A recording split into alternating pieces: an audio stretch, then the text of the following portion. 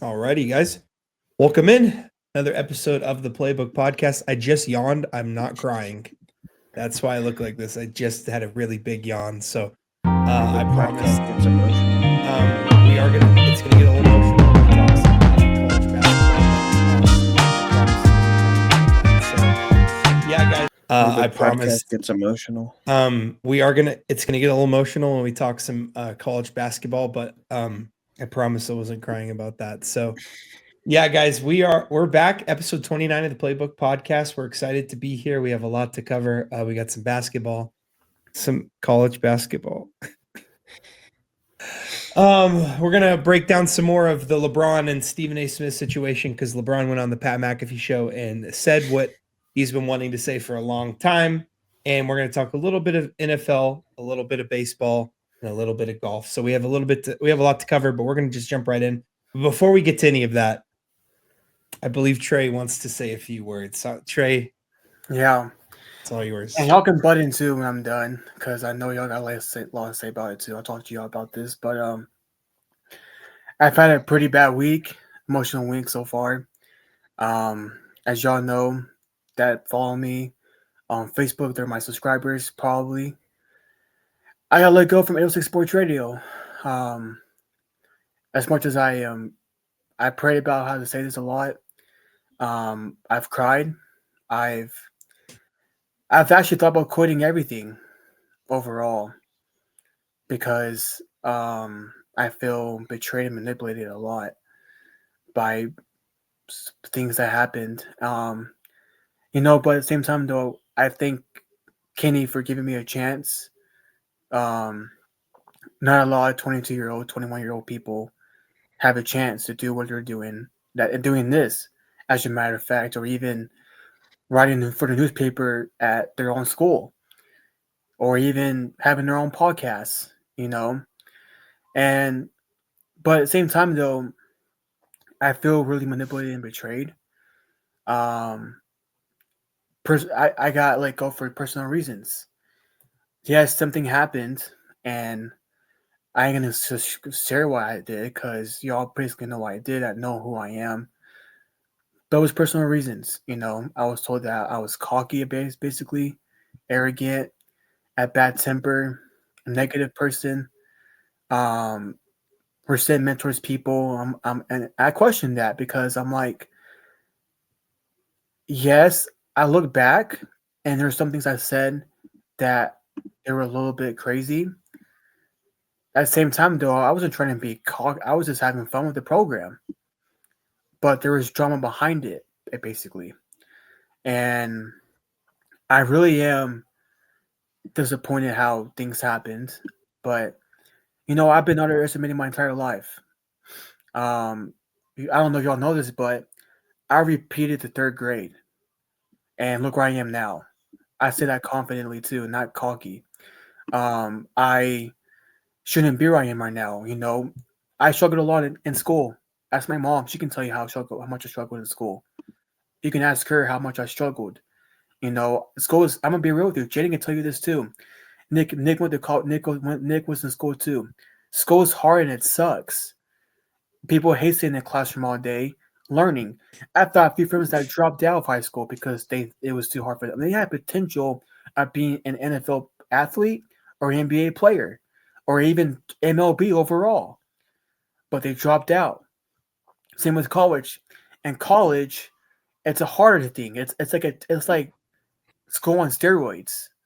Teachers don't give a crap if you'll turn something in later or not. They will fail you. I know that for experience. Same with Nick. But here's the deal, okay? My point is this. I'm not a know-it-all because in college, you can't be a know-it-all. You really can't. You have to have help from people in college. If not, you ain't going to get anywhere with your degree or education. I got an email today that I'm graduating in May. It's official. I get my cap and gown when I get paid again. I'm gonna get my cap and gown. Okay, but you know what? I'm more determined than ever to prove that person wrong. There's a few people left on the air. Logan and Jesse, shout out to y'all. Y'all were. I know at one point I thought me and Logan had beef, but look what happened. Became good friends. Same with Jesse. Jesse was a great guy, and every time I talked to him, he talked to me about me and my girl and stuff like that. On top of that, I feel like me being long distance relationship, 24 hours away, hurts a lot but you know what? I've matured from that. I've grown with me and Madeline. There's only a few people that can not know me better than most. Bless you. Excuse me. Bless you, Jaden. That's to y'all too. That's Pastor Carrington, my mom, Madeline, and Sister Carrington, Pastor's wife. That's about it. And my sisters too. That's all that know me the most is better than most is y'all. Those people I've mentioned too. And I really ain't happy with how things ended with me and Kenny. But wish them nothing but the best. And I'm gonna prove everybody wrong that counted me out. I've been humbled and I ain't gonna stop going. I have a dream in my mind. I think we're gonna be on a volume one day. I think I'm gonna be on. I want to be on ESPN one day and cover sports. Top of that, I want to cover politics too. I want to interview presidents and cover Congress sessions and cover hearings and court and all that stuff. I want to do that stuff too. There's nothing wrong with that. But I feel like I was really manipulated a lot, and for those that wonder where I've been, that's where I've been. Gotta let go. But yeah, y'all can say what y'all want. I thank y'all for doing this with me and being there for me this past week. And shout out to Sharon too for doing this podcast. I think she's the best at top of that. She's doing church media too. So, and she's in school, and that's a lot. And I shout out to her. She's really a champ, and she's to go for that because everyone else will probably be like, "Okay, you're not doing this," but you know what? It is what it is. But I thank y'all for that, and been a rough week, but I'm determined to prove people wrong. But I'll go ahead and say what y'all need to say. Jaden? Yeah, when I found out about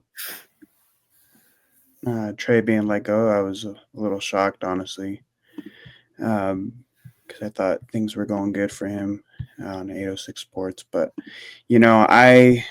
Trey's told me about the situation, but, I haven't actually lived the situation enough to form a full opinion on it. The situation does suck because nobody likes being let go. But,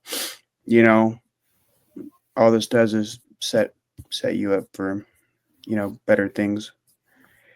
So we still going to be here grinding on the podcast, and you're about to graduate with your associate, so I'm sure there's way better things for you coming up. Yep. I have one thing to say. I did not talk to Trey about this. I didn't get his permission to say this. So hopefully he's not too mad at me after I say this, but I have one thing to say, and it's Kenny, you're a doofus. I'm not mad at you at all, man. I agree. I think you know what, I'm done. I'm not gonna say anything. No. Here's the deal. Okay. I actually agree with you. I really do feel. I feel like crap.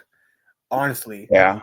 I mean, I thought I actually felt loved by somebody for once, and I mean, man, he gave me a chance, but for him to do that to me and not talk to me straight up, it's just insane to me. But here's the deal, okay? I don't care if you got muscles back in the day, how much you bench pressed and squatted. Guess what? That doesn't matter at all in this situation. That stuff is gone. Here's the deal. Imagine being. Here's the deal. Okay, I work out too. I don't go out there posting myself pictures on my social media, showing my 6-pack and showing my arms how big they are. I've never done that. You know why? That's cocky. I hate doing that. I ain't impressing anybody else in that gym but myself and working on myself a lot. I think that's just how I am. Never once. Jenny and I worked out a lot together. He's never once seen me do that at all. Not one time. I mean, I do this a lot because I'm like, man, I just hit. That hurts, a little sore. That's about it. But you know what? I appreciate you for having my back, and I really am disappointed by it. But on the other side of it, I think that I'm gonna look into expanding the podcast on YouTube and also Apple Podcasts too. And once a month, I'm determined to be better than a show. So more than ever, and we're gonna do giveaways for gift cards. I'm gonna buy a Chick-fil-A gift card at the end of the month. We could give it away to some new subscriber that comments, or we can reach out to us, and yeah. But yeah, Nick, I agree with you. I mean, I agree with you a lot. I'm not mad at you one bit.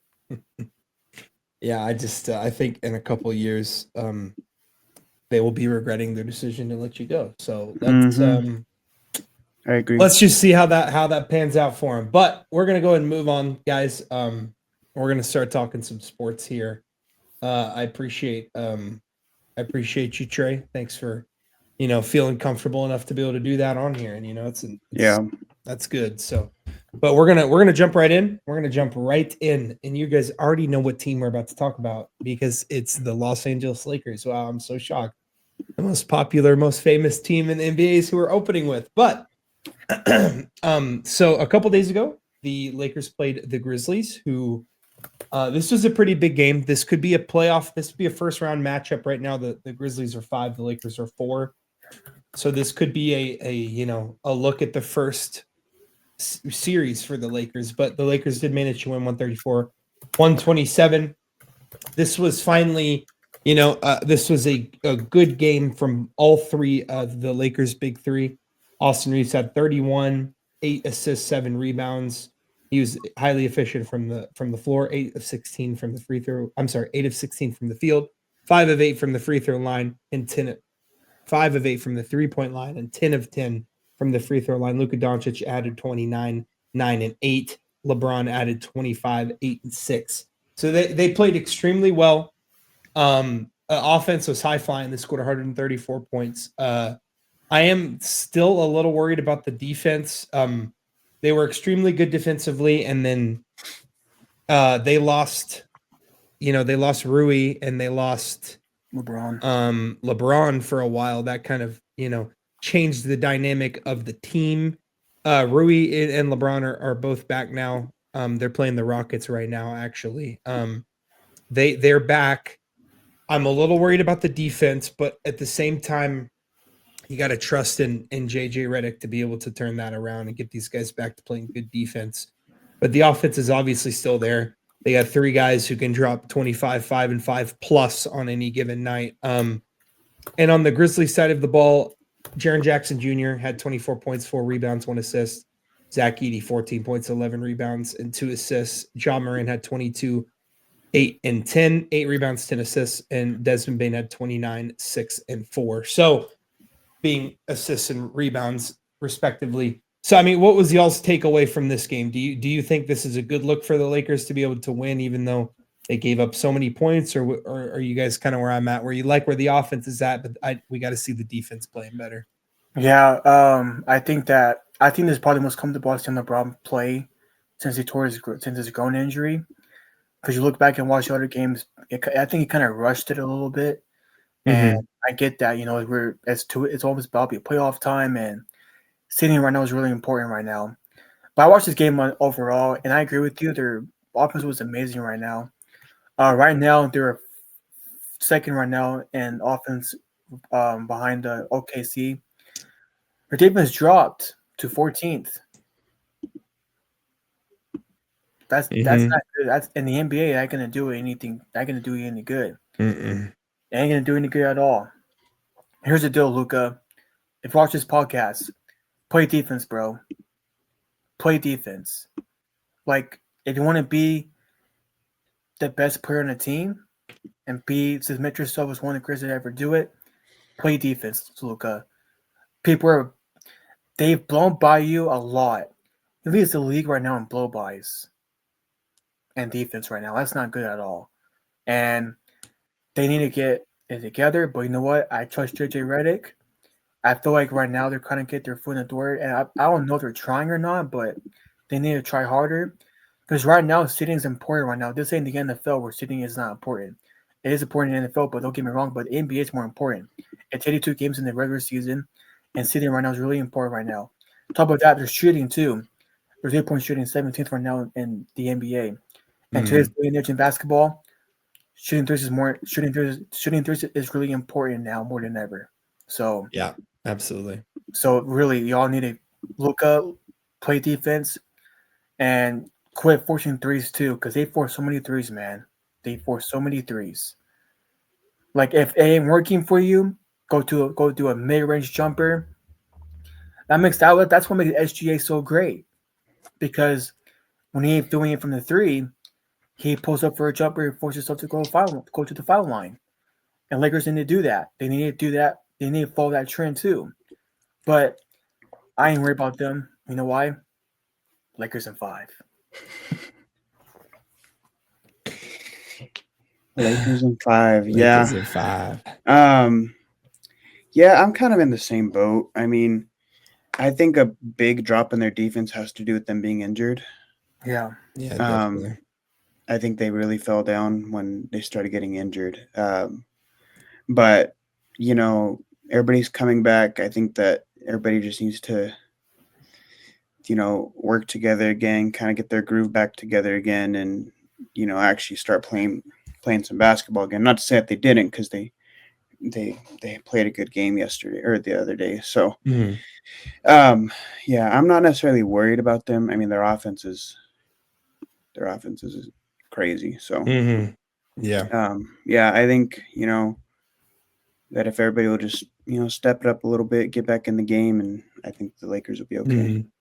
And you know, one of the reasons that I think it's been difficult for them to get back to that defensively is that they're not, like, on paper, they're not a good defensive team. They have a couple of good defensive players, Yeah. but they're not big. Their biggest player is Jackson Hayes. He's tall, but he's not that large. They have a small lineup, and defense is a lot about cohesion. You know, it's about guys playing together as a unit, guys working together as a unit, and that just takes reps. And they had a really good flow. Then they lost, you know, Rui, who's a big defensive anchor, and LeBron before his injury was playing some of the best defense he's played in years. So, Yeah. you know, losing that and two guys that can guard the 5.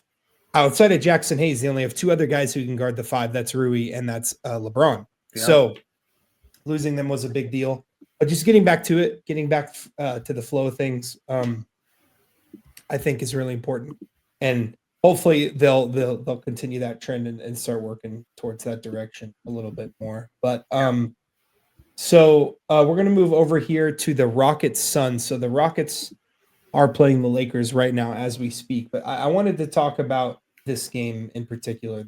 So the Rockets played the Suns. They won 148 to 109. Kevin Durant did go down in this game. He only played 23 minutes.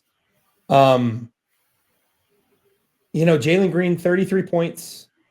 Shingun, 16, 9 rebounds, 3 assists. Amen Thompson, who, by the way, guys, is an absolute stud. Amen Thompson is an absolute stud. He had 12 points, 10 rebounds, 9 assists. He was fantastic. Fred VanVleet added 13.7 assists. You know, then a lot of the guys off the bench just really did what they needed to do because, you know, they played a lot of minutes in a blowout. So, I mean, do you guys think that the Rockets are a legit contender? And like, do you think that they're not getting the respect they deserve? Maybe because of their youth, right? They're a young team. But they have a fantastic coach, Ime Udoka. They have a fantastic core in Amen Thompson, Sengun, and Jalen Green, and they have a lot of good players surrounding them. So do you guys think that this team is a legit contender in the West? And do you think they're a little underrated? Yeah, I think they're underrated a lot. I think this is a well-coached team. And I feel like Dylan Brooks, despite his reputation right now, is playing probably one of the best defenders in basketball right now. He ain't afraid of anybody. Despite him, what he said in 2023 against LeBron, and LeBron put him out of his misery, even in the Olympics too. But anyways, other than that, he's been playing really good. I think here's the deal. Okay, I'm gonna go Phoenix for a second because I gotta do this off my chest. Hmm. That team is really an atrocity. They have no leadership whatsoever. I feel like letting go of CP3 was the biggest mistake they ever did in their lives.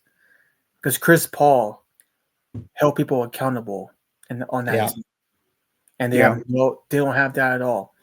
Kevin Durant is their best player, and he is not a really good leader at all. He says it. He said it on Twitter a He lot. doesn't want to. He doesn't want to be a leader. He He doesn't said want to that. be. He wants to go out there and hoop and go home, and that's why I think he's the most overrated player of all time in the NBA, of all time in history, because he may be a good top 10 talent wise, but his leadership, his mindset wise, is terrible. So that's number one. About the Rockets side already though, Ime Udoka, man, if he may would have stayed with the Boston Celtics, they would have had 2 or 3 more rings right now. But right now, I mean, give him like 2 years or next year the max.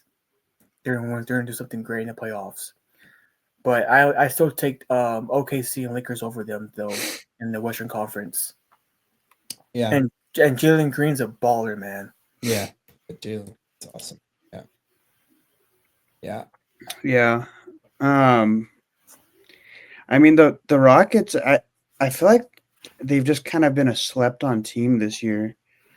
Yeah. Nobody really, you don't hear much in the media about the Rockets playing too much.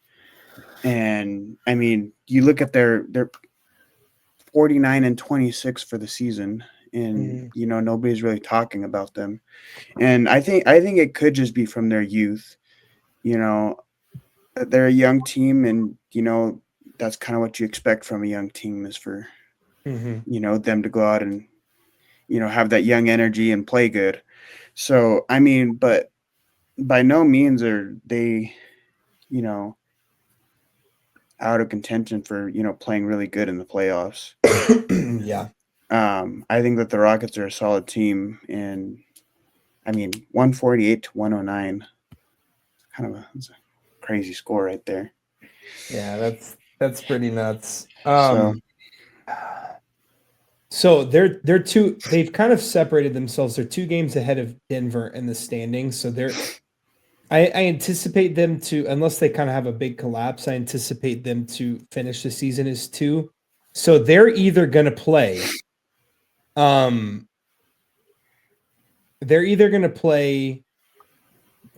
Minnesota or the Clippers as currently constructed, because the way that the play-in works is, so 7 and 8 play. The winner of that game is the 7 seed. All right. 10 and 9 play. The winner of that plays the loser of the 7 and 8 game, and that winner is the 8 seed. So that's the way the play-in works. So right now, if the standings held, the Rockets would play the Timberwolves or the Clippers. I do think both of those teams would be a bad matchup for the Rockets, just because of experience. The Clippers are heavily experienced. Kawhi Leonard's a multiple-time champion. Ty Lue's a championship coach. James Harden, although he's had struggles in the playoffs, he's played in a lot of big playoff games. They have a lot, and the Timberwolves, they can kind of match the Rockets, what the Rockets do athletically, because when the Rockets play, they're 9 times out of 10 the more athletic team. Yeah. That wouldn't be the case against the Timberwolves. So that would be a difficult matchup for them. But I like where they're at. I think that they can win a playoff series. I think that they have a chance to. It depends on who they get in the second round, but I think they have a chance to get to the conference finals if they draw a good semifinals matchup. I think they should win their first round, and I think that they're going to lose in the second round. But if they made it to the conference finals, I would not get on this podcast the next Monday and be shocked. That's for sure. Yeah. I would not be shocked at all. They're good. They're well coached. They have lots of talent, and I think they're definitely underrated. So I'm excited to see what they do moving forward. We're going to move over here to the Timberwolves and Pistons. I wanted to bring this game up specifically because I wanted to talk about one guy in particular. Some of you may know him. His name is Anthony Edwards. I don't know if you guys know him. I'm sure you do. I'm bringing this up because a couple weeks ago we had a topic. It was who can Ant-Man be the face of the league? And I said no, and I only said no for a very specific reason. My reason, and if you guys watched the episode, you know why I was, but it was that I don't think that he is going to be as good as some of the other of his peers. Luka's already beaten him in a playoff series, and that defense, by the way, that Timberwolves defense was extremely good, and Luka just was toying with them. Yeah. And Wemby, praying for health. That's the biggest thing for Wemby is health after that scary blood clot. If Wemby comes back healthy, and he's going to be up there. SGA is still a young guy, and so since then, the Timberwolves have gone on quite a nice streak, and they have, for the majority of the streak, Ant-Man scored about 30 points per game. So I have a funny question. My question on here is, does Ant Edwards watch the podcast? Because I made him angry. So he probably doesn't. That's that was a joke. But my real question: do you think the Timberwolves could be like the Lakers were a couple years ago, as in a play-in team that could make the conference finals? Oh, definitely, man. I see that a lot. I mean, besides LeBron James and the Lakers, I watched this guy, Ant-Man. I mean, Ant-Man's a baller, man. I mean, right now he's averaging 27 points per game this season, 5 rebounds, 4 assists, 1.1 steals, 6 blocks, and then 44% from the field, 40% from the 3-point percentage right now, and free throw is 84% basically. I have all the respect. I think he'll be better than Wembanyama one day, Jokic, SGA, and maybe Luka. I just see it happening, man. This guy, he's 22 years old right now. He's my age. And this guy has it all, man. He reminds me a lot of a young Kobe Bryant. That's how special this guy is. So I think I can see it happening. I think they keep Naz Reid starting lineup because Joey Randall just shoots like crazy. It drives me nuts. Naz Reid needs to stay in the lineup because Naz Reid can guard the 5 better than Rudy Gobert can. And if I'm the Timberwolves, if I'm Chris Flinch, I'm putting Naz Reid in the 5 and Gobert in the 4. I think that will actually be a better fit because look at last year in the West Conference Finals. I mean, against the semifinals. I mean, against the Nuggets. Naz Reid shut down Jokic, shut him down, made him look human, and that man put him against Jamal Murray. I have the Wolves winning in 5-2 because here's the deal: in order for them to win, Naz Reid to stay in the 5 and put Gobert in the 4 and keep Ant-Man doing Ant-Man does. So that's how I see it happening. Yeah. I think more of the same here. Yeah, I think, a lot of times when we talk about something on this podcast, ironically, it's like whatever we talk about, that person's watched the podcast. So who knows? Maybe we've made it that far. But no, Anthony Edwards, has turned it up a little bit. I think he's starting to get into his playoff mindset. And I think that, he's locked in, and I think he wants to go and take it all. And I think he just got a new fire under him out of nowhere. But yeah, Anthony Edwards, being the face of the league, like we talked about, if he keeps this fire under him, keeps playing like that, it's possible. But yeah. I'm excited to see what he does for the rest of the season. Yeah, definitely. Same here. Time for the worst part of this stinking. So we're gonna hop over to some Elite Eight games. So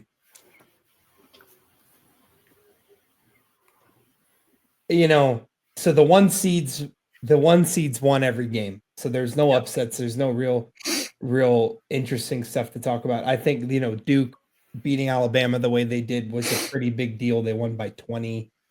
Duke looks unstoppable. Houston, kind of rocked Tennessee pretty bad. But there's one game in particular that I wanna talk about here. My Red Raiders. Man. Tragic. So we went up against Florida, and we were up about 10 points with 2.5 minutes left, and up 6 points with 1:30 left on the free throw line for a chance to push the lead to 8, and missed the 1-and-1, and then that was D5, and then JT Toppin got fouled, and he went down there and missed another 1-of-1, and Clayton, the guy on Florida, hit some of the most ridiculous, stupid threes I've ever seen in my life. That I know, man. That was dumb. definitely did not deserve to go in, but they went in, and you just got to roll with the punches. So Florida ended up winning 84-79. I really thought Tech had that game on lock.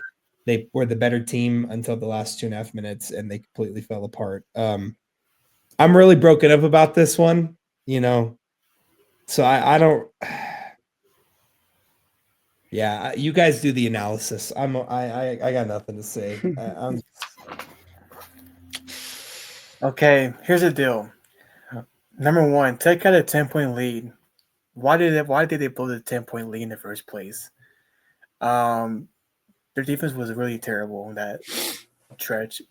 That one guy, JT Toppin, bro, looking like Steph Curry, dude. Yeah. I'm like, I watched this game. I'm like, how in the world did these shots go in? How in the world did they go in? But you know what? They went in. They had a tough. That was a crazy game. I'll tell you that much. I was shocked. I was like, man, what the world just happened? Because I had taken my national championship game against Duke, and then that blew it. And they're playing San Antonio too in the Alamo Dome. So I thought we'll go to that game. Anyways, I would win probably, but man, that was a tough stretch. And Tech, man, I don't know why in the world they gave up that much. They gave up a 10-point lead towards the end of the game. But yeah, Duke's is unstoppable, man. Yeah, Duke's ridiculous, man. I think they have no reason to not win at all. But Jaden, if you had a chance to watch that Tech game, which I hope you didn't, what are your thoughts? I watched highlights. I didn't actually. I wanted to watch the game, but I unfortunately did not get a chance to. Good. You're lucky. But I did see a highlight with, just a bunch of, I was watching stuff, and the whole team themselves, they were putting up crazy shots that just shouldn't have went in, but did. They had a special magnet in their balls or something. I don't know what it was, man. It was something. Like but Dude, that guy came out of nowhere this whole tournament too. Yeah, I mean, but Tech had a good season. You can't say they didn't. Yeah, they did. I think if they made it past this game, they were going to make it pretty far. I mean, they were almost there. So, I mean, yeah. But get them next year, Nick. Yeah, I hope so. We'll see. I don't want to talk about it anymore. Duke's going to win it all, so we're moving on. So yeah, if Cooper Flagg wins the national championship, do you guys think he deserves to be on the Mount Rushmore of Duke players? I think so. Here's why. Number one, my top 4 right now, Duke players. Number one, without question, is Grant Hill, Christian Laettner, Jay Williams, and JJ Redick. Okay.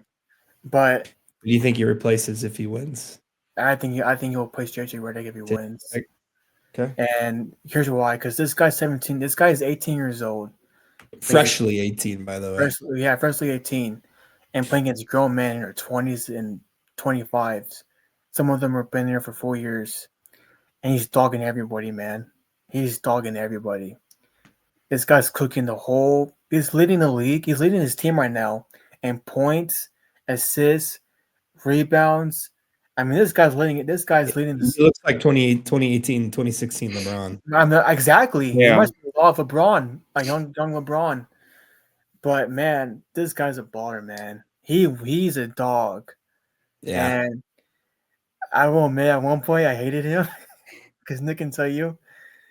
And Yeah, he would just say everyone's better than him, but I'm Yeah. glad you came around. you I'm know what? glad I you came think around. here's the deal. You just see his high school grade on ESPN.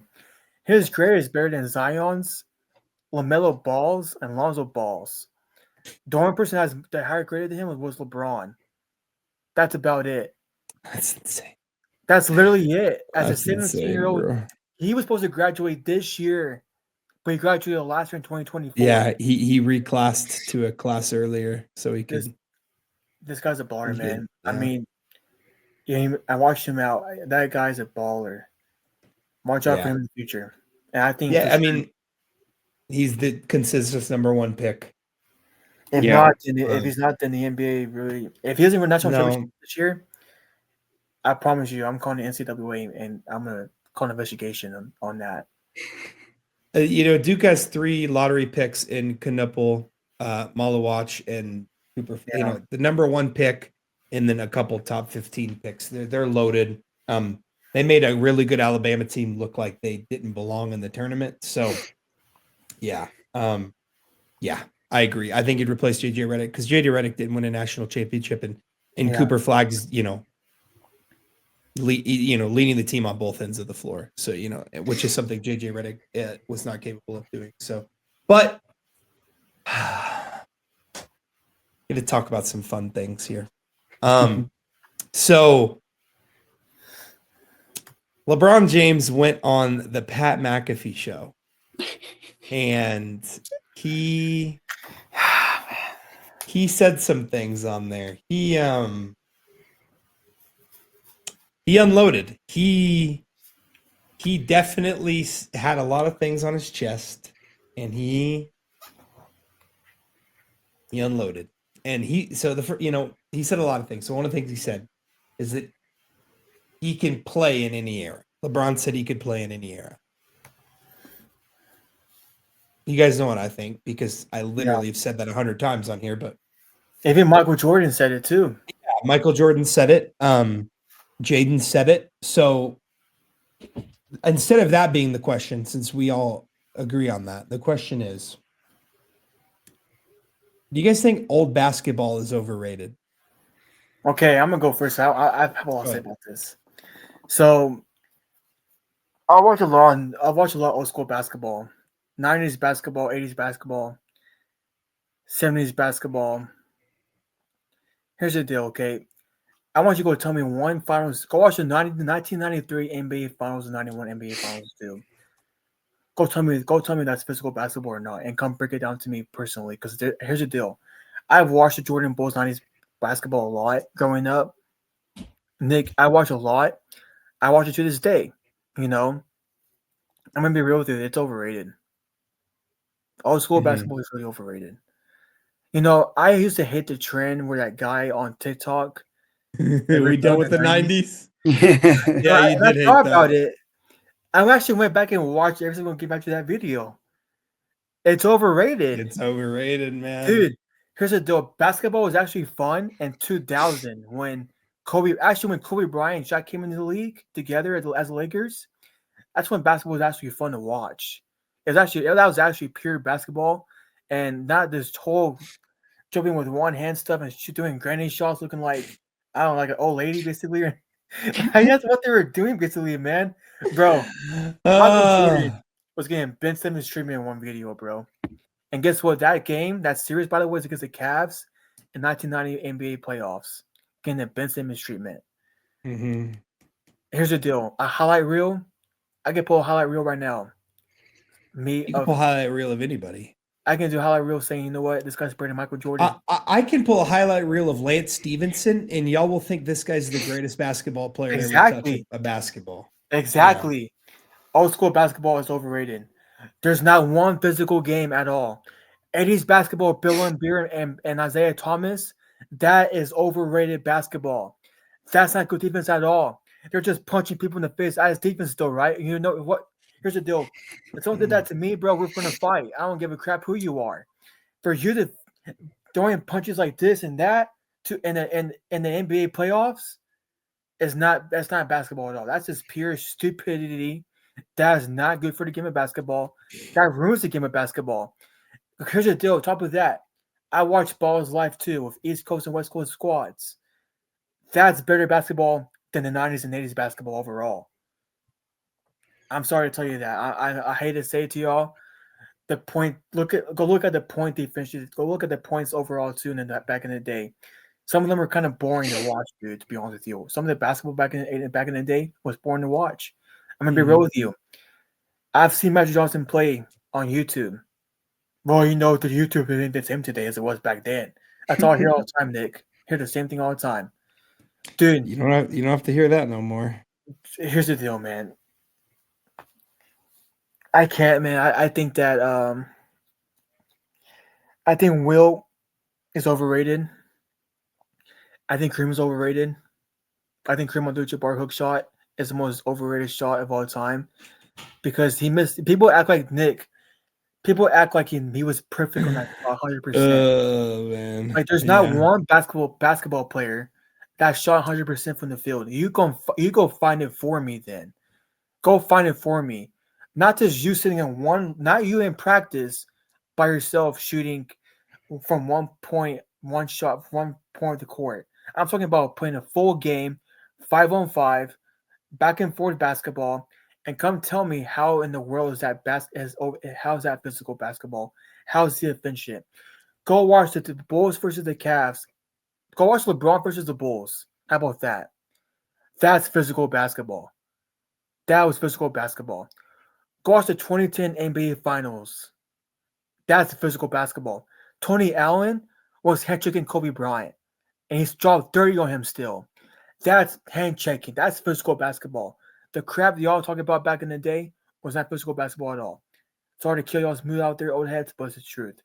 The only thing that was actually real defense and really good, pure sport was really football.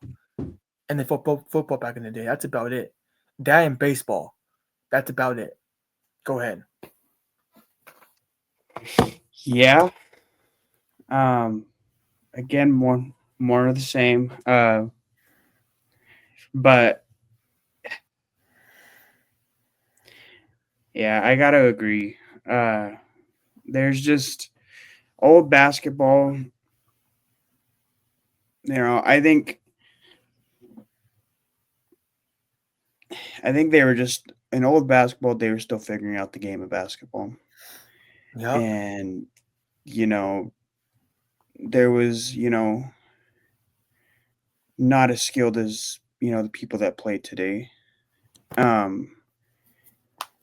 There's still some great people that played in old basketball, and you give them credit where credit's due, but you don't see it. You don't talk about as many stars in old basketball, like people that are memorable, and there's people, but there's not that many. And as far as old basketball, I just think that like y'all said, they were just having street fights, playing the game of basketball, with how aggressive they were in the game. It's like they're playing pickup games. But old basketball, you got to give it credit because it made basketball the way that it is today. But as far as giving it the hype that people try to give it, I don't think it deserves that. So here's my issue with old heads. And if something Tom Brady did, and you can ask Trey, I was never a big Tom Brady fan. And in terms, when he was playing. And I've come around on his career, and I consider him the GOAT, especially after what I saw the Chiefs do on the Super Bowl. But one thing he did that I will forever be a fan of Tom Brady now is when he was after the Commanders made the NFC title game, he was interviewing Jaden Daniels. And the look on his face when he was interviewing Jaden Daniels was pure joy, excitement, admiration for the younger generation. He was so excited for Jaden Daniels and he was so excited for the game of football. That is missing in basketball. Yeah. Adam Silver, the NBA commissioner, said, yeah, the people, the elder statesmen of our game aren't as kind to the current game as other sports are. And he's absolutely right. I disagree with a lot of what Adam Silver does and says. Mm-hmm. I fully agree with that. I think that my issue, because I'm with Jaden, I respect the past, but I'm also with Trey. The past is overrated. Yeah. There can be an in-between. We respect and hold the 70s, 60s, 70s, 80s, and 90s in high regard because of what it did to push the game forward. But I'm not going to sit here and tell you that 90s basketball was better than today. I kid you not. I'm not being disrespectful. It's just how the game has developed. You throw Austin Reeves into the 90s, they would think he's doing witchcraft. Yeah. After the game, they would put him on a stake and set him on fire because they thought he was a witch. Okay? They thought he was a warlock because of what he'd be doing to them. Mm-hmm. That's just the natural progression of sports. The human race, we constantly get better. Technology's better. Fitness is better. Diets are better. The shoes they wear are better. Everything. Training's better. Athletics, there's more studies. We know how to train better. The average player in today's league is far, far, far more talented than the 90s. You didn't have teams in the 90s with, 3 all-stars, except for the Bulls, of course, but no one wants to talk about that. Sorry. That's off topic. But there wasn't a ton of super teams after the expansion because there wasn't as much talent. So that's my issue. I hate when old heads, Shaquille O'Neal and Charles Barkley, to be really, really, really precise, go on their show. Yeah, they go on their show, and they crap on the game. They have nothing good to say unless you're backing down somebody and playing like it's the backyard in the 50s. They bash on you and they call you crap because you did a step back 3 and said, you need to put your back to that barbecue chicken. Like, bro, Shaq, not everyone's 900 pounds, bro. No one can play like that. And Charles Barkley, you were a disappointment. You should have won a ring, but Michael Jordan punked you, okay? Averaged 40 on you in your house, okay? So I'm sick of this nonsense, bro. It's overrated. I respect it, but it's overrated. I will never say that it's better. And I wish there was more Tom Brady's in the NBA. Guys excited for the younger generation rather than guys, being crazy. Yeah, and that's a good point, because you look back and watch that KD, LeBron, and Steph Curry interview on YouTube of when they were in the Olympics on Christmas Day. They said straight up they will never bash today's generation of basketball when they're retired. Yeah, because it's true, man. Like, it's so true how they always bash NBA today. I mean, you never see it in baseball. I mean, Barry Bonds actually said it a lot, but you know what? But in the NFL, where have you seen Jerry Rice or Shannon Sharp or even people on Fox NFL with Terry Bradshaw? None of them. Jimmy Johnson, Michael Strahan bash today's NFL. None of them do. Go find me one. I'm gonna blame a little bit just on just one person. I'm blaming a little bit on. I blame Charles Barkley. I don't want Chuck Hayes today's NBA, man. I don't understand it. Chuck Hayes today's NBA. He does, yeah. I get it. He's funny, but there's only he's funny. He's very entertaining. I just hate when he talks basketball. Yeah. There's one player that was good in the old school basketball, that was Michael Jordan. That's it. I'm gonna be real with you. The whole Magic Johnson hype of him being the greatest passer of all time, the most skilled position player ever. I watched this game of him. I fell asleep because it was boring. I really fell asleep. I was at night. I watched him. You know what? I'm gonna put on Magic Johnson game. Why not? I put it on, and I fall asleep. Like actually, the only player I can watch in most basketball is Jordan. That's it. I can't watch Chuck. I can watch Shaq too, but I cannot watch. Yeah. Other than him, Jordan, I cannot watch because it's not that good, man. Yeah. You know, It's there's not a that couple good at guys all. who are good and skilled for their era. And you know, Kenny Smith saying that we could all dribble like Kyrie, we just didn't want to. Just shut your Yeah, mouth, that's bro. so crap. You're so full of baloney. And Isaiah You Thomas know- too. Here's the deal. Isaiah Thomas too. I gotta get onto him a little bit. He said Steph Curry would have lasted Meyer. I would broken his ankles and snapped him like a twig. Bill Laimbeer would have done this and that. Here's the deal. Steph Curry's cooking Isaiah Thomas 101. Dude, Steph Curry would shoot from 40 feet and they would It's like, shoot oh him. crap! What the heck was that? Bill Laimbeer would pull a gun out and shoot him. I'm dead Actually, serious. They'd consider this man like like an enemy of the state. yeah. What Steph Curry would be doing to them, man. Like, yeah. So And there's only a few athletes in sports that can play in any era. That's Tom Brady. That's Jerry Rice. That's That's LeBron James. That's Tiger Woods. That's it. yeah. And also Barry Bonds too. That's about it. Yeah. I mean, and then LeBron, you know, followed that up and he said Giannis could score 250 points in the 70s. And then when Giannis was asked about it, he you know, he's like, oh no, I wouldn't score 250 points. He said I'd score 275 points is what Giannis said. Yeah, he's cooking real good. And guys, Giannis would be put in federal prison after what he did to dudes in the 70s. Yeah, I mean, he would legitimately, he would take one coast to, you know, when he takes two dribbles and he's all the way across the court, and I kid you not, they would call the police on him on the spot, and they would throw him in prison. So, dude, Will Chamberlain will get hammered, bro. Yeah, it's just we've evolved as in terms of physical abilities as humans, and you know, and like I agree with Trey. There's some guys who transcend eras, but for the most part, There's only 5 each people. era, That's it. you know, for the most part, each era is, you know, better than the previous one in terms of talent. But I would say this though, it's now the Tiger Woods era is the best era in golf. So Trey, we know how you feel about Tiger Woods, man.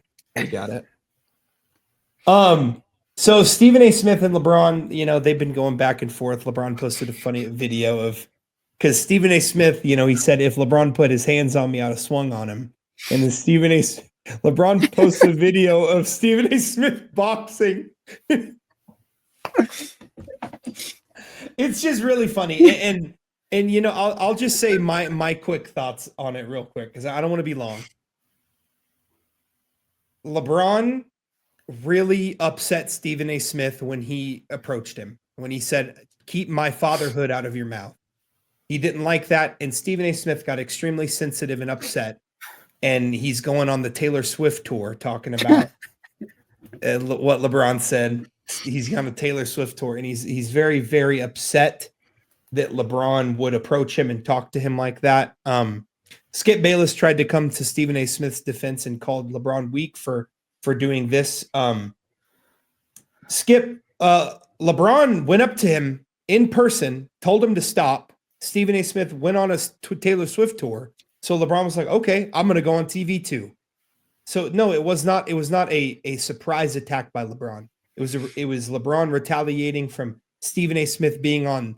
I mean, like, bro, he was on every show. That dude was on every show talking about this, man. So Stephen A. Smith, you know, when he's doing his tour, he's talking to everybody about everything about this. So Skip, I know you're coming to try to defend your guy, and you know you love hating on LeBron, so you're going to take Stephen A's side. But LeBron only did this. Yeah, I know. He only did this Pat McAfee thing, because after LeBron said, keep my name out your mouth in terms of my fatherhood, Stephen A. Smith wanted to talk about it. So it's funny. LeBron's having fun. Stephen A. Smith is crying. That's, kind of where it's at. So. Yeah, here's the deal. I'm a big Stephen A. Smith fan, but I think Stephen A. was in the wrong a little bit. I think this is probably the best beef so far, better than Kendrick and Drake, because this is hilarious, man. Because it's funny. That video LeBron posted was cracking me up, man. Oh man, that was funny, man. But here's the deal, okay? Stephen A., I love you, bro. LeBron, I love that guy too, but this is hilarious, man. I just can't. I mean, here's the deal. I mean, Stephen A. said many times, you have a problem with it, you come up to me. And that's what happened. And he didn't like that but here's the deal. Kobe Bryant's done it too. He did it to Kobe Bryant. I remember this too. He did it to Kobe Bryant back when Kobe Bryant was still playing in the NBA. Kobe Bryant told Stephen A. he's a stupid head. Him and Skip. And look with them now. They look what Stephen A. and Kobe relationship. So yeah, I mean, this is just hilarious. I mean, at one point I knew it was gonna happen because I grew up watching this. We're watching First Take, and Stephen and Skip were crazy on that show, bashing LeBron. Yeah. And I think Stephen A. still has more appreciation than LeBron than Skip does, though. The Skip has him top 9 of all time is really, really stupid. And thank God. I do feel like that one day. It's gonna happen soon, man. Watch. It's gonna come back on TV. Yeah. I think it's gonna happen. Yeah. After watching that video of Skip saying what he said about Stephen A., I'm like, yeah, he's back on TV. He's gonna be back on TV, man. Yeah. Jaden, what you think about it? I skipped about that on his podcast. I asked him, I emailed him. Yeah. I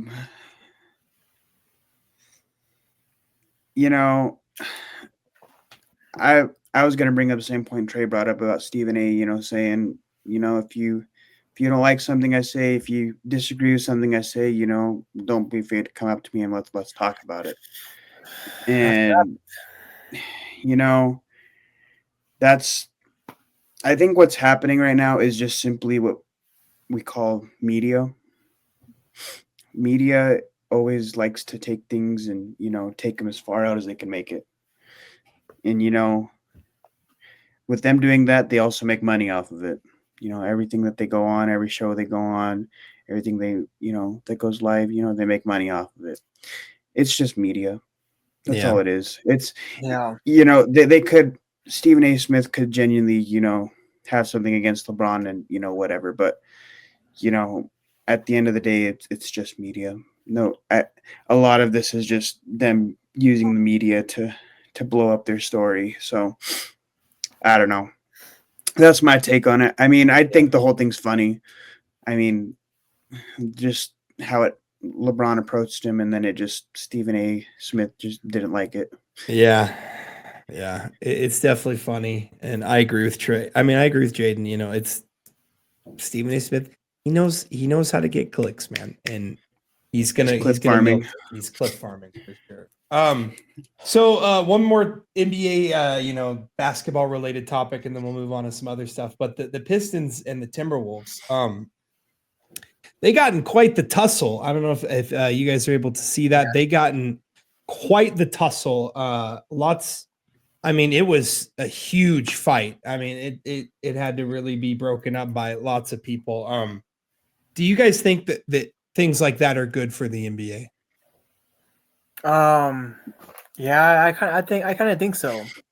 By the way, that's something that always has thing about 90s basketball, by the way. If that happened in the 90s, they would have been like, man, they were killing people on the court. Yep, exactly. That's why the old heads got their popcorn out for that scene. Oh yeah, they just like old times. Yeah, like all those like old times, man. Drinking my beer, drinking whiskey, and then there you go. But here's the deal. but I think it's good for the NBA though. But I think that Adam Silver won't put up with it because look at Ron Artest in 2004 when that whole crap happened with him on the stands, and I think, but other than that, I think that's good for the NBA overall. They didn't really punch anybody either, so no one should Yeah, be suspended. 5 players and 2 coaches were ejected as well. Yeah, I mean, I say yes and no. Yeah, Good for the NBA as far as like I'm sure that entire clip got tons of views, and then made people who don't watch basketball or stop watching basketball. Maybe they're like, okay, maybe I'm gonna start watching basketball now. But as far as getting into fights like that, especially on the NBA, I mean, everybody there is grown men, and people just have short tempers, and it gets the best of them sometimes. But I'm gonna give you an old head answer and say fighting's never the answer.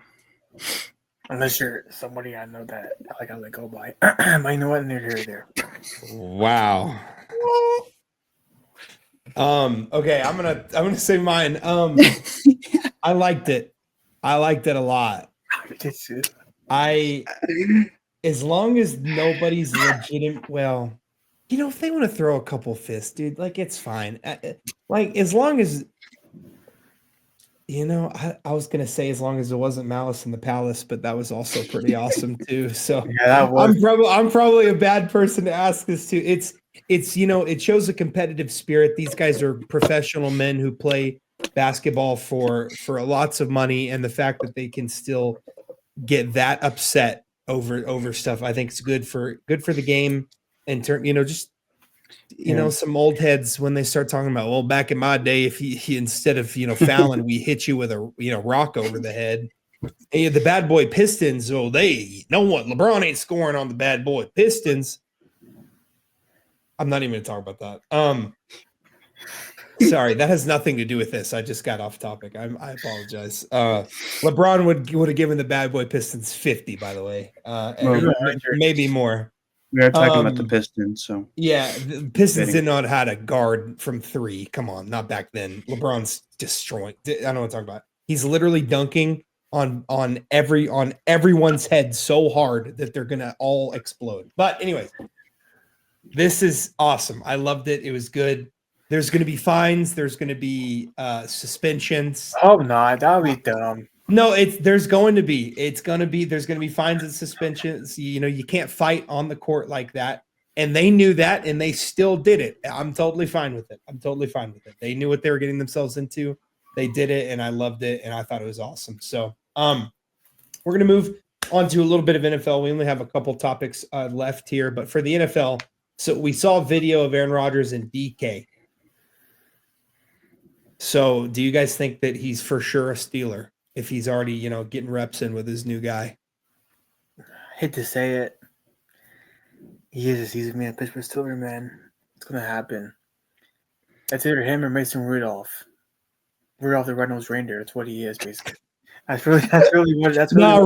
Rudolph way better than Mason Rudolph. Yes, hey, Rudolph was clutch. Hey, Rudolph was clutch on Christmas Eve, man. He was clutch. Mason Rudolph ain't never been clutch in his life. It's gonna happen, man. Here's the deal. This is probably gonna be Aaron Rodgers' last chance. If not, if he's a big baby, big diva about it, then guess what? He needs to retire already. Because right now, this past season, he really ruined his legacy a lot. This past offseason, this past season in the NFL. So he's for sure a Pittsburgh Steeler. I hate to say it too. Hate to say it, but he's a Pittsburgh Steeler. Jaden, what do you think? Yeah, I think so too. This truly is gonna make or break his legacy. A lot of people, will look at this and they'll Aaron Rodgers has had a good season or a good career, and Yeah. I think I said this when we were talking about Aaron Rodgers when he was playing, and he wasn't playing well. That every time he stepped foot on the field, that he was hurting his legacy. I don't think that it's completely ruined, and I don't think that it's unsavable.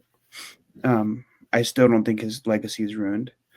I just think he needs to, make up for last season if he wants to keep playing. I think it's possible. I think he can, maybe the new team will do some good for him, but the Steelers need somebody, so maybe it's Aaron Rodgers. Yeah. Yeah, he's a Steeler. Yeah, Jaden, real quick, I gotta disagree with you just a little bit, Jaden. Here's why. Because last year in 2024, he had 28 touchdowns, 11 interceptions. He also had a QB rating. His QBR rating was terrible, like above average.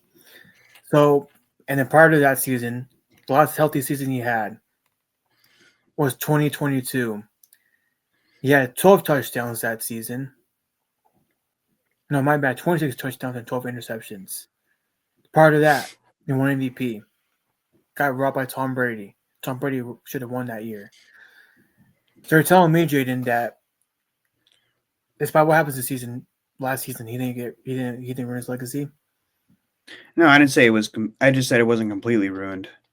I mean, I think that the more that he keeps playing and plays bad, I think it's going to keep on hurting his legacy. I think if he has another season like he did last season, I think it's going to really tank it really hard. But no, I think that him playing is, in my personal opinion, I think he should look at retiring just because. I agree. At the performance that he's having. Mm-hmm. But I just think that if he wants to keep playing, that's fine. But if he wants to protect his legacy, he has to play better. Yeah. Yeah, his QBR rating last year was a 48. Yeah. I mean, there's no reason he shouldn't be able to play well with the Steelers. Yeah. George Pickens, DK Metcalf, a great defense. Like, there's no.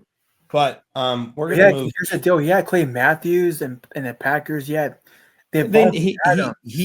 one top 10 defense. He won a Super Bowl. Yeah, they had. So he had Devontae Adams, man, for like 4 seasons. Yeah. He had Devontae Adams and yeah, he definitely left a lot on the table. But the last time he had a top 10 defense, he won a Super Bowl. So I want to give him. Let's see what he can do if he can bounce back, because the Achilles is a 2-year injury. It's a 2-year injury. If you can come back a year later, you're not going to be the same. It's a 2-year injury. Let's see. If he sucks, he should retire for sure. Yeah. But we're going to move on to some baseball here. So there's been a hot topic of debate about a new form of bat that's been employed in the MLB. It's called the torpedo bat. And basically what the torpedo bat is, so in 2023 it began to be developed. So they elongated the barrel, the fat part that generates the hardest and most contact. They increased it, so it's a better hitting bat. Mm-hmm. And they changed the design of a bat, and it's it had its big debut, and the Yankees tied a major league record of 15 home runs in a game. So Trey wrote this question, so I already know where Trey stands by the way he wrote it. Trey wrote the question, are torpedo bats illegal, or are they just complaining? So I already know where Trey stands, because it's helping his Yankees and it's helping him get over the fact that they lost Juan Soto. But here's the thing. I don't think that baseball should become a sport that's all about the hitter. And I don't think it should become a sport where it's all about the pitcher. They need to find a good medium. Torpedo bats plus a golden bat rule. So you're telling me you're going to let Shohei Ohtani bat twice with a torpedo bat? Man, that'd be wild. That's just going to take everything out of it. And right now, Aaron Judge does not use the torpedo bat. That's Yeah, he's the one that doesn't.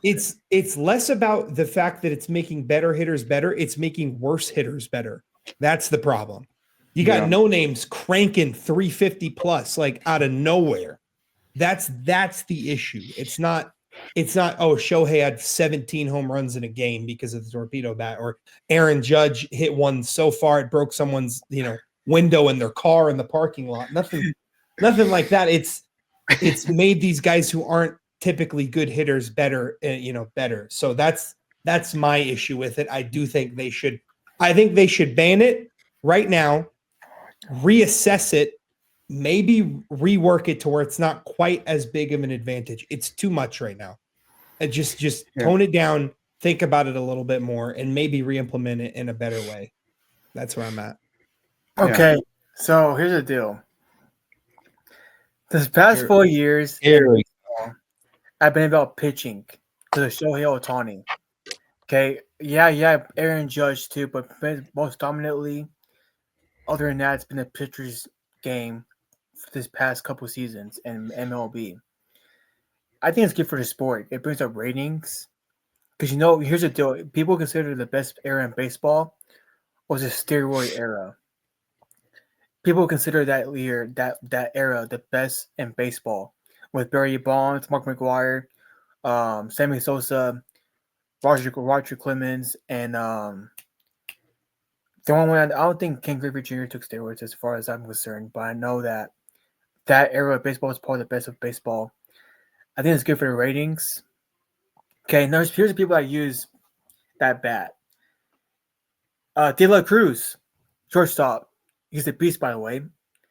He uses it. He had Adley Rutschman, center fielder from Baltimore Orioles. Jose Trevino uses it. You also have Dansby Swanson. Yeah, Nico Horner. Oh my word. Yeah, Ryan Jeffers. Yeah, Francisco Lindor. Cody Bellinger from you have Jazz Jr., but a second baseman guy. He's really good too. He uses it. He actually showed up a lot in spring training. He did pretty good. You also have Paul Goldschmidt, first baseman for the Yankees, and of course Anthony Felipe, shortstop for the Yankees too. He's really good too. Good shortstop person. I think the comparison to Derek Jeter is a little bit crazy, but you know what? But this is good for the sport, guys. Calm down. This is not a big deal. You are literally only saying that because you got no-name hitters on the Yankees cranking bombs. I know Anthony Felipe. That's the only reason. I know. This is not good for the sport. This is good for the sport, Nick. This is not good for the sport. So here's the thing. Here's the thing. Yes, it will bring the ratings up until they need people, it. Okay, but here's the thing. They'll go up, but then once their games just start getting to, there's another home run. There's another home run. People are going to stop watching it. Just because home runs are going to be so common. In the game of baseball, a home run should be something that is impressive because it's not an easy thing to do. When you got almost every single person on your lineup hitting home runs, it takes the competitive sport out of the game.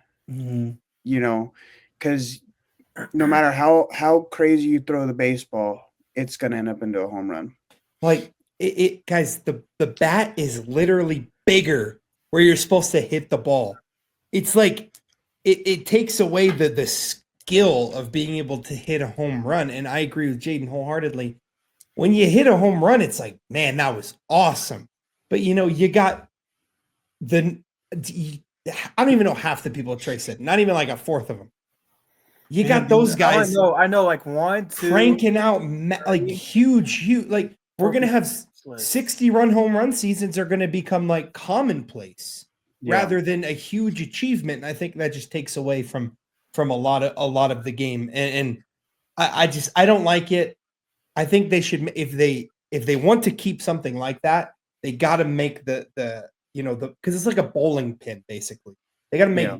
it a little smaller. Let's rethink this, guys. We don't need 17 home runs a game. That just takes, the excitement out of a home run. And I agree. We got to make it a little more exciting. We can do so without letting everyone and their mamas hit 12 home runs. So, let's just reassess it, Trey. Let's see how this season goes. Leave it for this season. Look at the numbers. If the numbers are way up and we got more people hitting home runs that have never, and in the history of the game, let's reassess it for sure. So, maybe make the sweet spot smaller. Yeah, maybe make the sweet spot a little bit smaller or something like that. Like, don't take the skill of hitting a home run completely away. I mean, Barry Bonds averaged 30 home runs a game. Yeah. That's the same thing, man. And the people are anticipating him hitting home runs. Yeah, but not every single player. I know, but it's Barry Bonds. Even Alex Rodriguez too. People are anticipating for him to hit home runs. Because Alex Rodriguez is one of the greatest hitters ever. Same with Ken Griffey Jr., man. I don't know. You're gonna let double center, bro. Who was that last name you said? What was the last name you said on that torpedo bat list? Say it. Davis. What is it now? David something. David Sneaker. Okay, we got David Sneaker in the same conversations as Alex Rodriguez and Barry Bonds. Do you see the problem with this, bro? Okay, but it's nothing wrong with it, man. It brings the ratings up. It's not going to after everyone's seen 17 home runs games over and over. It's going to be like, well, what do we do now? Hitting's way too overpowered. Pitching isn't nearly as good as it used to be. We got to find a sweet spot. Pitching too overpowered, batting too overpowered. Let's meet right here. That's why everyone loved the steroid era so much, because those steroid hitters were hitting steroid pitching balls. So it was just cranked. Everybody was cranked. It was balanced, but everything was cranked. Everything was overpowered, but they were both overpowered rather than just one being overpowered. Okay, then what? That's the issue. Let me ask you something real quick then. What will make baseball more marketable than it was before things happened? In what way? Like kind of like with the steroid era. Mm-hmm. Like what will make it bring back that era back again? Like something like that. I don't know. I honestly don't know. I see the idea behind a torpedo bat, but at the same time, I need it to not be as strong as it is. I think. Would you agree that pitching the past couple of years has been strong? Yeah, pitching has been very strong, and that has really separated the really, really good hitters like Aaron Judge, like Bryce Harper, like Shohei Ohtani. Those guys, really, really good hitters. Mike Trout. Those are the guys that are really being able to hit. And, there's a lot of other really good hitters. Juan Soto's really good. De La Cruz is really good. But torpedo bats is kind of like lopsided it. So I agree the pitching has been really strong. And I also I can see the torpedo bats we've overcompensated a little bit too much. So let's go right here somehow. Making the bat a little smaller, not as strong. Just bring back the steroids, man. Bring it back. Or just bring it back. I want to see Shohei Ohtani on steroids. I really do. That would be wild, man. I want to see how many home runs he can hit with steroids. That would be freaking wild. I don't know. So that was probably the best era in baseball, though. Yeah. That was the best era in baseball. For sure. But yeah, so I'm glad that was a fun topic. That's probably the most fun baseball has ever been. But we're gonna move to the era of steroids, yeah. We're gonna move to something fun here. The Masters is coming up soon. I'm gonna get the exact. I believe it is next week. It's April 10th. Because this week's the 6th is open. So right? yes, it's next Thursday. Not the 3rd, but the 10th is when the Masters starts. So, who do you guys think is going to be in the final pairing, and who do you think is going to win? Jenny, you go first. Man. This is a tough one. There's a lot of people playing. Mm-hmm. A lot of good people too. Oh yeah. Given his season, I've got to put Rory in the final. He's had too good of a season not to give him, some hope. Yeah, he's been awesome this year. Won the players, lots of great stuff. I as far as the second pair or his pair, man, it's probably not going to happen. But I still want to see Scotty Scheffler do something. That's definitely possible. It's possible. I've been rooting for him all season. Yeah, So, he's had a slow start. But he might pick it back up. It's definitely Yeah. possible. Who do you have winning? between the two, I got to go Rory, though. Man. Have to. If he does, I mean, The career Grand Slam. yeah. Man. Trey, do you want to go or do you want me to go? Here you go. Okay. Trey must have some crazy pairing, bro. He's probably got like Roger Clemens and David Dobrik or whatever that guy's name is. All right. My final pairing. Rory, I have in there. He's gotten pretty close the last couple of years. He's been in elite form. I'm gonna have him and I'm gonna have Bryson as his pair. I was thinking about Bryson. That was mine, bro. Oh, sorry. Bryson, he was awesome last season. He's been playing great. His game's in good form. He's obviously going to be absolutely dialed in. Trey sent me something really interesting. They did this thing where you're going to be able to, let me pull it up here. So the Masters has announced that viewers will be able to watch every shot from every single player on the driving range, including swing data, such as distance, swing speed, wind speed, and etc. That's going to be really fun to watch these guys practice, see where they're at, see how they're dialed in. But I got Bryson, Rory, final pairing. In winning, do I want to jinx? Am I a jinx? But so if I jinx, but what if I try to reverse jinx, but I end up jinxing because of my reverse jinx? So should I just go with my? You tried that with the Chiefs, and we saw what happened. Yeah. Right here, I'm going with this. I'm going with this organ they call a heart. Give me Rory McIlroy, winning his first green jacket and completing the career Grand Slam, and some uncomfortable conversations about the top 5 will have to be had about that. So, of all time, or like right now? Of all time. Yeah. Okay, mine is not Tiger. I almost said Tiger. I wish he was playing. I wanted him to play. I'm kind of sad he tore his Achilles because he looked so good in his TGL league and probably the best I've seen him swing a golf ball since before his car accident. But mine's Rory and Bryson. I think Bryson DeChambeau is probably playing the best golf he's ever played in his life. He's even said on his YouTube channel, Mm-hmm. And he even said this is probably the best swing he's ever had in his life. The best swing. Yeah. So I'm going Rory and Bryson as the final pairing. Be awesome. I got Rory winning it because I feel like Bryson DeChambeau. There's one hole. I think the 4th hole might get Bryson a little bit. He doesn't seem Augusta's hard for him. Yeah. He's not really played super well at Augusta yet. He does really well at the US Open, obviously. Right. But I think he's going to be really dialed in about Augusta this year. I totally understand what you're saying, though. Like, Augusta does get him pretty good because Augusta doesn't really favor you just swinging it really far and hitting it really far. Yeah, because they had the Tiger, they Tiger proof it, right? So they tried their best to make it to where even if you hit really far, you're not going to be, that much better than a guy who hits it 50 yards behind. So yeah, even with Tiger Woods, in 2005. He didn't play the best golf, but he still won. He cooked. What's his name? Crap, forgot his name. He's a white Chris DeMarco. That's what he faced, and look what happened.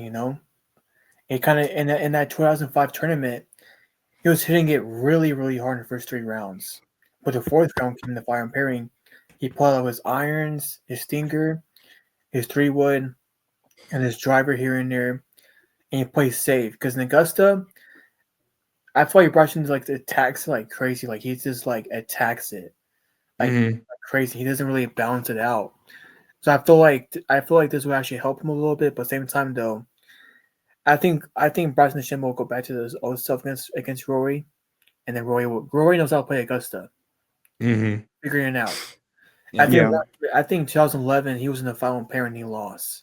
If I'm mistaken by that, let me know, because I think if I'm right, was he in the final pairing, Nick, in 2011? I think he lost. Rory?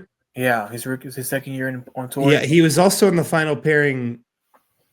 No, it was not 20. I was going to say he ended up placing second. He had a ridiculous, second half. He was not in the final pairing though. When Scotty won his first one. Yeah. Yeah. If I'm mistaken, I think Rory's it was in the final pairing one time in Augusta, and then he choked, I believe. Yeah. So I'm not surprised. But you know what? I think the players motivate him a lot. So I think now it's up to him. We all just got an Amber Alert. Sorry about that. Yeah, no, I the thing about the Augusta that's gotten Bryson is you want spin control when you're playing at Augusta, and you can generate more spin when you're taking a full swing rather than when you're taking a pitch shot. So if there's a 375-yard hole and Bryson hits it 350 yards and he's got a 25-yard chip shot, that chip shot's not going to have as much spin as the guy who hit a 3-wood off the tee and he's got 150-yard. You can control those full shots a lot better than you can those half shots. So I think Bryson will come prepared. I think we'll see a lot of irons off the tee for Bryson. I think we'll see a lot of 3-woods off the tee. He hits his 2-iron. He hits his 3-iron. I mean, he hits his 3-iron like 240 yards. Like it's my driver. My driver is his 3-iron. And he hits his 3-wood 305 yards. He's extremely, extremely long. But I want to see him play well. And I want Rory to get some revenge for that U.S. Open final pairing. I definitely want to see him get some revenge, and no better place to get it than Augusta. But I'm super excited. I love the Masters. I will be watching every single round. Book it. Same. Super excited.